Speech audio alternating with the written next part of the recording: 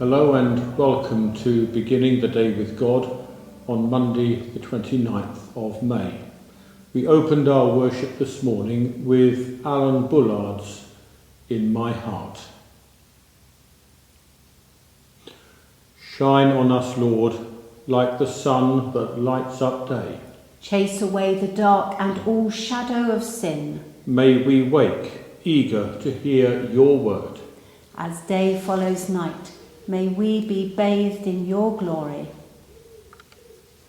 This morning's reading comes from the second book of Chronicles, chapter 17, verses 1 to 12. His son Jehoshaphat succeeded him and strengthened himself against Israel.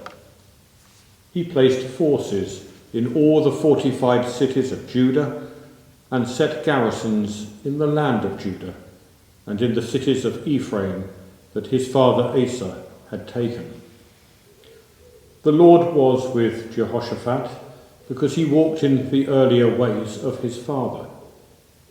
He did not seek the Baals, but sought the God of his father and walked in his commandments, and not according to the ways of Israel. Therefore the Lord established the kingdom in his hand. All Judah brought tribute to Jehoshaphat, and he had great riches and honour. His heart was courageous in the ways of the Lord, and furthermore he removed the high places and the sacred poles from Judah.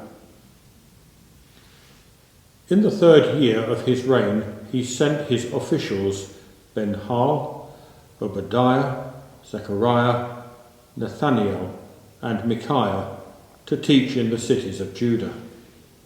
With them were the Levites Shemaiah, Nethaniah, Zebediah, Asahel, Shemiramoth, Jehonathan, Adonijah, Tobijah, and Tob-Adonijah. And with these Levites the priests Elishama and Jehoram. They taught in Judah, having the book of the law of the Lord with them. They went around through all the cities of Judah and taught among the people. The fear of the Lord fell on all the kingdoms of the lands around Judah, and they did not make war against Jehoshaphat. Some of the Philistines brought Jehoshaphat presents and silver for tribute, and the Arabs also brought him 7,700 rams and 7,700 male goats. Jehoshaphat grew steadily greater. He built fortresses and storage cities in Judah. Thanks be to God. We now come to our reflection on that passage. His heart was courageous in the ways of the Lord. The chronicler's view of Jehoshaphat is overwhelmingly positive, as summed up in the unusual statement that his heart was courageous in the ways of the Lord. The word translated here, courageous, literally means lifted up, and that alerts us to the unique force of the chronicler's assessment. Usually in the Bible, for somebody's heart to be lifted up is a sign of hubris and of likely forthcoming disaster, particularly when, like Jehoshaphat, the person in question is also possessed of wealth and honour. Pride, riches, and power tend to make their owner forgetful of their primary allegiance and duty to God, as happens repeatedly in the chronicler's account of the kings of Judah. Not so with Jehoshaphat, it would seem. He somehow manages to keep his pride centred in the ways of the Lord, his courage derived from God's grace rather than his own strength. For this, he is held up as an exemplar in Chronicles, equal only to the great David himself. The challenges and choices presented to us are likely to be very different from those that faced a 9th century BC Middle Eastern monarch.